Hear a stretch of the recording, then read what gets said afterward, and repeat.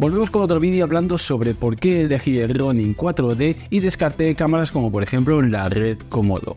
Lo primero, antes de empezar con este vídeo y alguien haga el típico comentario, no era por cuestión de dinero. Lo que buscaba era prestaciones y una cámara que se amoldase a mí. Por eso mismo, una vez dicho esto, vamos a hablar sobre las necesidades que tenía yo como filmmaker. Yo normalmente estoy acostumbrado a hacer mis producciones solo, es decir, lo hago como hombre orquesta. Yo tengo el control de toda la producción, pero también tengo que estar pendiente a muchas cosas. Por eso en mis necesidades entraba una cámara que me hiciese la producción más fácil. ¿Esto cómo sería? Pues con asistentes de producción, por ejemplo, que tuviese un estabilizador, un buen monitor, sistema de autoenfoque, etc. Es decir, necesitaba una cámara que me hiciese la producción mucho más fácil y tuviese esas prestaciones extra, como por ejemplo, como te he dicho, el autoenfoque. Por otra parte, necesitaba una cámara que fuese rápida y versátil, es decir, que yo la pueda montar rápidamente y pueda empezar a trabajar, porque muchas veces voy con la hora en contra y no puedo estar montando, desmontando y perdiendo el tiempo con mi cámara. Por eso necesitaba una cámara rápida y ágil. Otro aspecto muy importante para mí es que yo quería grabar en 4K, pero el 4K de calidad, es decir, DCI. Estaba cansado de tener un 4K pobre que cuando hago zoom pierde detalle, como por ejemplo la Sony A7S III, y necesitaba un 4K de calidad, su muestreado, que tenga un buen detalle y que sea un 4K de verdad, DCI.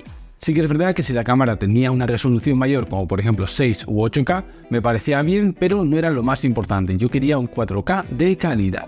Otro aspecto muy importante para mí es que yo quería un ecosistema flexible, es decir, quería una cámara que la pudiese modular para ambientarla en diferentes situaciones y momentos, por ejemplo, ponerla en un coche o llevarla en el estabilizador, etc.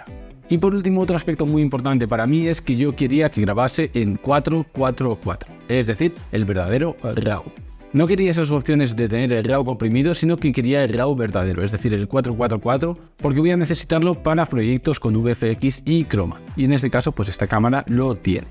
Bueno, os lo resumo un poquito, una cámara compacta que grabe en 4K, que sea versátil, rápida, que tenga grabación RAW 444 y que no sea una guía Alexa que vale 40.000 euros. Este último punto es el que más me importaba, no quería gastarme 40.000 euros en una cámara. Entonces empecé a mirar cámaras y estas son las tres cámaras que a mí me convencían, que era la Red Komodo, la ZCam E2F8, que es la versión 8K, y esta DJI Ronin 4D. Pues bueno, ya sabes cuál he elegido, pero vamos a empezar a descartar cámaras para que veas por qué no me encajaban en mi ecosistema.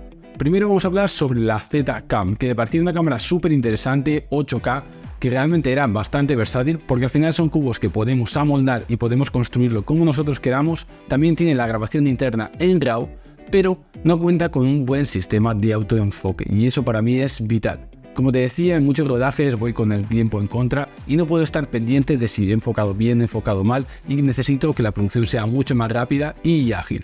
Por eso mismo esta ZCam no encajaba en mis planes, para mí era una cámara muy interesante, pero en definitiva el no tener un buen autoenfoque lo hace que lo haya descartado. Por otra parte tenía la opción de red, en este caso la Red Komodo, que tengo que avisar que yo ya he tenido una Red Komodo y no encajaba en mis necesidades. Algo que pasa con las cámaras RED es que son muy conocidas porque las vemos en el cine y aparte la patente del RAW comprimido lo tiene RED. Es decir, todos los RAWs comprimidos que hemos visto vienen de la marca RED. Por ejemplo, Blackmagic tiene el suyo, ProRes tiene el suyo, pero el original es el RED RAW. A este RAW comprimido se le llama R3D, es decir, RED RAW. Esta manera de grabar lo que hace es que tengas una producción muy interesante, pero la postproducción la puedas explotar muchísimo más, porque vas a tener archivos muy comprimidos, pero con muchísima información. Realmente esta es la ventaja principal que vas a tener en RAW. Pero ahora estaba yo pensando, ¿merece la pena todo el ecosistema de RED para tener luego una buena producción? Pues bueno, eso es lo que vamos a hablar ahora.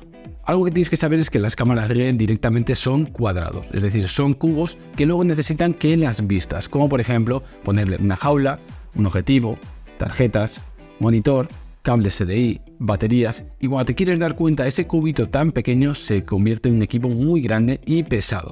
Eso hace que ese cubo tan versátil que tenías al final se acabe convirtiendo en un equipo gigantesco y aparte tengas unos protocolos para iniciar las grabaciones y las producciones. Algo que mucha gente no sabe es que las cámaras RED, por ejemplo, necesitan un balance de negros, que esto lo tenemos que calibrar cada vez que cambiamos de situación o temperatura. Aparte de otros protocolos que hacen que trabajar con red sea un poquito más lento y muchas veces pierdas esa versatilidad. Resumiendo un poquito las sensaciones que tenía yo cuando trabajaba con la red Komodo. Tengo una cámara que es de muy buena calidad, pero tengo que vestirla cada vez que quiero utilizarla. Aparte tengo esos protocolos como por ejemplo el balance de negros y aparte es una cámara que necesita muchos accesorios para utilizarlo. Como por ejemplo no tenemos un autoenfoque realmente bueno. Sí que es verdad que funciona bastante bien, pero está en beta y no funciona tan bien como por ejemplo el de la Sony o un LiDAR. Entonces es cuando yo volví a valorar, digo, vuelvo a cometer el mismo error de comprar esa cámara, que es un Super 35, en low light no funciona realmente bien, tengo que andar vistiendo y desvistiéndola, necesito muchos accesorios, necesito monitores, cables, baterías, necesito muchísimas cosas para utilizarla, aparte tengo que estar muy pendiente con el foco, y todo esto para tener una postproducción interesante ya que grabamos en Red RAW. Pues realmente a mí no me merecía la pena porque como decía ya la probé, la tuve 6 meses y la tuve que vender. Así que sé que seguramente uno de tus sueños es tener una red, pero trabajar con ella realmente no es tan agradable, sobre todo si trabajas solo. Así que para mí esta cámara estaba descartada. Y por último nos queda una cámara que como ves es la que elegí, pero te tengo que decir que al principio no le di importancia y no era una de mis opciones. Esta cámara que tengo aquí, bueno ya sabéis cuál es la DJI Ronin 4D, es una cámara que había visto en varias tiendas, pero aunque me había sorprendido porque digo, ostras, pues mira, esta cámara parece muy potente, realmente no la veía como para mí. La había visto tantas veces en las páginas como Fotografiarte, Fotoca, etcétera, que dije, pues bueno, vamos a verlo y vamos a investigar un poquito sobre esta cámara. Y empecé a ver vídeos en inglés porque en castellano no hay información. Y desde el primer vídeo que vi dije, ostras, esta cámara me parece tan interesante, tiene todo lo que busco, que le voy a dar más oportunidades. Empecé a ver vídeos, a ver sus reviews, a ver sus pros y sus contras. La gente normalmente decía que era una cámara muy interesante, pero que tenía bastantes fallos, como que pesaba mucho, que por ejemplo el sensor era ruidoso, etc. Y digo, ostras, pues por lo que yo estoy viendo en todos los vídeos que yo estoy viendo, me parece una cámara súper brutal. Y dije, necesito una prueba con esta cámara. Porque por lo que yo veía en los vídeos realmente parecía una cámara súper brutal, un sensor full frame, que luego tenemos con un estabilizador, tenemos modos de grabación en RAW, tenemos el LiDAR, tenemos una pantalla brutal, una batería brutal, y dices, ostras, es que no me encaja con lo que me están diciendo, necesito probarla. Pues tuve la oportunidad de probarla y te voy a contar cómo fue esa sensación. La primera sensación que la tienes en las manos y dices, esto es lo que yo quiero para mí, pues es lo que me pasó con esta cámara. De verdad, todo lo que había visto en los vídeos no era nada comparado con lo que yo sentía con esta cámara. Sentías una cámara robusta que pesa 5 kilos, con un sensor full frame brutal que puedes grabar en loft, tienes autoenfoque, un monitor increíble, tienes todos los sistemas para controlarlo, tienes una batería que dura más de 2 horas y media, tienes toda la mano que está muy bien construido, se nota que han tomado su tiempo en construirla y cuando lo probé y me llevé los archivos a casa dije, no voy a esperar más. Y es la cámara que yo quiero para siempre. Y me he quedado con este DJI Ronin 4D.